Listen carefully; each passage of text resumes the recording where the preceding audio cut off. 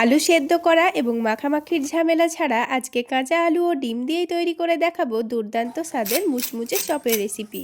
আসসালামু আলাইকুম বন্ধুরা, কিচেন বাঙালিয়ানা চ্যানেলে আপনাদের সবাইকে স্বাগত জানাই। হাতে মাত্র 10 মিনিট সময় থাকলেই ঝটপট এই দুর্দান্ত স্বাদের চপগুলো বানিয়ে ফেলতে পারবেন। চলুন তাহলে কিভাবে চপগুলো বানিয়ে নিচ্ছি ঝটপট দেখে নিই। সবার প্রথমে দুটো কাঁচা আলু নিয়ে নিচ্ছি আর নিয়ে নিয়েছি দুটো ডিম। ডিম দুটোকে সেদ্ধ করতে দিয়ে দিয়েছি। এবার আলু দুটোকে কেটে নেব।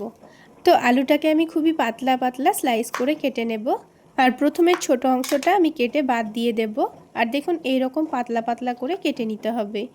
তো এইরকম পাতলা পাতলা করে কেটে নিলে কিন্তু আলুটা ভাজার সময় খুব সুন্দর সেদ্ধ হয়ে যাবে। আর মোটা করে কেটে দিলে তখন আর সেদ্ধ হবে না, আর খেতেও কিন্তু খুব একটা ভালো লাগবে না। তো দুটো আলুকে এরকম পাতলা পাতলা স্লাইস করে আমি কেটে নিয়েছি। এবার এই আলুগুলোকে ভালোভাবে প্রথমে ধুয়ে নিতে হবে। আলুটা কেটে নেওয়ার সাথে সাথেই কিন্তু ধুয়ে ফেলতে হবে, তা না হলে আলুর মধ্যে একটা কালচে ভাব চলে আসবে। তো আলুটা আমি পানি পাল্টিয়ে ভালোভাবে ধুয়ে পরিষ্কার করে নিয়েছি। এবার এটাকে পানির মধ্যে রেখে দিয়ে তার মধ্যেই সামান্য পরিমাণ লবণ দিয়ে দিয়েছি। এবার এটাকে আমি কিছুক্ষণের জন্য ভিজিয়ে রাখবো। তাহলে আলুটা এখনকার থেকে অনেকটাই নরম হয়ে যাবে আর ভাজার পর খেতেও ভালো লাগবে। আর এইদিকে ডিম দুটোও কিন্তু সেদ্ধ হয়ে গেছে আর আমি খোসাটা ছাড়িয়ে নিয়েছি। এবার যেইভাবে আমি আলুগুলো কেটে নিয়েছি ঠিক সেই রকম করে ডিম দুটোকেও কেটে নেব।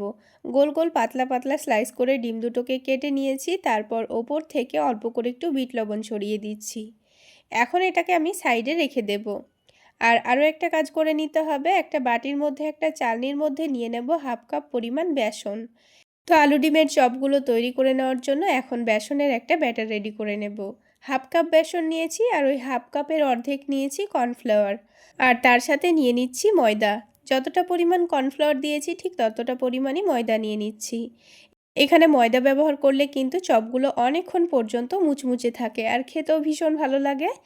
তো প্রথমেই শুকনো উপকরণগুলো একটু ভালোভাবে চেলে নিতে হবে, তাহলে ব্যাটারটা তৈরি করতে খুবই সুবিধা হবে। তো দেখুন উপকরণগুলো আমি চেলে নিয়েছি। এবার এখানে কিছু গুঁড়ো মশলা দিয়ে দেব। প্রথমে দিয়ে দিচ্ছি স্বাদমতো বিট লবণ, হালকা একটু কালারের জন্য দিয়েছি হলুদের গুঁড়ো, দিয়ে দিচ্ছি ভাজা জিরা গুঁড়ো, আর দিয়েছি একটু চাট মশলা। আর তার সাথে ঝালের জন্য মরিচের গুঁড়ো দিয়ে দিচ্ছি আর একটু চিনি দিয়ে দিচ্ছি। আর তার সাথে খুবই সামান্য আদা রসুন বাটা দিয়ে দিয়েছি। আর দিচ্ছি ধনেপাতা কুচি, আর তার সাথে পানি দিয়ে দিচ্ছি। প্রথমে হাফ কাপ পরিমাণ পানি দিয়ে দেব।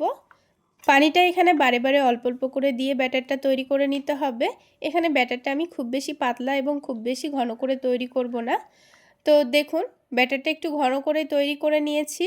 আর এখানে কিন্তু আমার হাফ কাপ পানি লেগেছে, আরও হাফ কাপের অল্প দিয়ে আমি ব্যাটারটা তৈরি করে নিচ্ছি। দেখুন আরও হাফ কাপের খুবই অল্প দিয়েছি, আর কিন্তু আমাদের পানিটা লাগবে না। এবার এই ব্যাটারটাকে আমি কিছুক্ষণের জন্য সাইডে রেখে দেব। এবার দেখুন আলুর স্লাইসগুলো কিন্তু অনেকটা নরম হয়ে গেছে। এটা ভাজার পর খেতেও কিন্তু খুব ভালো লাগবে। এটা আপনারা চাইলে শুধুমাত্র বেসনের ব্যাটারে ডুবিয়েও ভেজে নিতে পারেন। তো দেখুন আলুগুলোকে আমি পানি ছেঁকে নিয়েছি। এবার একটা শুকনো কাপড় দিয়ে এটাকে ভালোভাবে মুছে শুকনো করে নেব। আলুগুলোর মধ্যে যেন একটুও পানি না লেগে থাকে। তো দেখুন খুব সুন্দর করে আমি মুছে নিয়েছি। এবার একটা করে আলুর পিস নিয়ে নিতে হবে, তার উপরে দিয়ে দেব এক পিস ডিম। এবার এই ডিমের পিসের উপর আবারও একটা আলুর পিস রেখে দিতে হবে। তো হয়ে গেল আমাদের আলু ডিম রেডি। এবার এগুলোকে আমি সব একইভাবে তৈরি করে রেখে দেব। তারপর এগুলো ভেজে নেব, তাহলে ভাজতে খুবই সুবিধা হবে। ঠিক একইভাবে আমি আপনাদের আরও একটা তৈরি করে দেখিয়ে দিচ্ছি। বন্ধুরা রোজা শেষ হয়ে যাওয়ার আগে একবার হলেও ইফতার এইভাবে বানিয়ে খেয়ে দেখবেন, খেতে ভীষণ মজার হয়। আর একবার বানিয়ে খেলে দেখবেন আবার বানাতে ইচ্ছে করবেই। তো বন্ধুরা ঠিক একইভাবে আমি সবগুলো রেডি করে নিয়েছি। এবার এগুলোকে ভেজে নিতে হবে। আর ভেজে নেওয়ার আগে আবার ওই ব্যাটারটাকে একটু ভালোভাবে ফেটিয়ে নেব। আমি এই ব্যাটারটাকে কিছুক্ষণ সময় নিয়ে ফেটিয়ে নিয়েছি। আর দেখুন ব্যাটারটা কিন্তু ঘন করে তৈরি করেছিলাম, আর ফেটানোর জন্য কিন্তু আগের থেকে অনেকটাই পাতলা হয়ে গেছে। এবার বেসনের ব্যাটারের মধ্যে একটা করে ডিম আলুর পিসগুলো নেব, তারপর এটাকে ভালোভাবে কোট করে নেব। তারপর এটাকে গরম তেলের মধ্যে ছেড়ে দিতে হবে। তেলটা কিন্তু খুব ভালোভাবে গরম করে নিতে হবে, তারপর এটাকে ছেড়ে দিতে হবে। তেল যদি হালকা গরম হয় তাহলে কিন্তু চপটা খুব একটা ফুলবে না। প্রথমে চপটার থেকে দ্বিতীয় চপটা দেখুন কত সুন্দর ফুলে উঠেছে, কারণ তেলটা খুব ভালোভাবে গরম করে নেওয়ার পরই কিন্তু এখানে চপগুলো দিয়ে দিতে হবে। তো প্রথম ব্যাচে আমি কিন্তু 3টাই ভেজে নিয়েছি, পরের ব্যাচে একটু বেশি করে ভেজে নেব। আর দেখুন চপগুলো কত সুন্দর ফুলে উঠেছে। চপগুলো দেওয়ার পর গ্যাসের ফ্লেমটা কমিয়ে দিয়ে একটু সময় নিয়ে আমি মুচমুচে করে ভেজে নিয়েছি। তো দেখুন বন্ধুরা, আওয়াজ শুনে নিশ্চয়ই বুঝতে পারছেন কতটা মুচমুচে হয়েছে।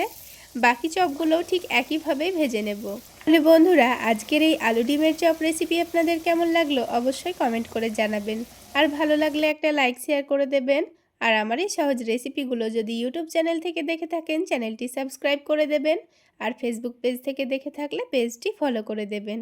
তো বন্ধুরা, ইফতারের আগে হাতে মাত্র 10 মিনিট সময় থাকলেই ঝটপট আপনারা এই চপগুলো বানিয়ে নিতে পারবেন। কোনো রকম আলু সেদ্ধ মাখামাখির কোনো রকম ঝামেলা নেই। তো দেখুন বন্ধুরা, খুব সুন্দর কালার চলে আসলে আমি চপগুলোকে এবার তুলে নেব।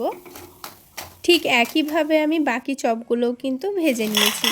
তাহলে বন্ধুরা, একটা আমি আপনাদের ভেঙে দেখিয়ে দিচ্ছি, আওয়াজ শুনলে বুঝতেই পারবেন কতটা মুচমুচে হয়েছে।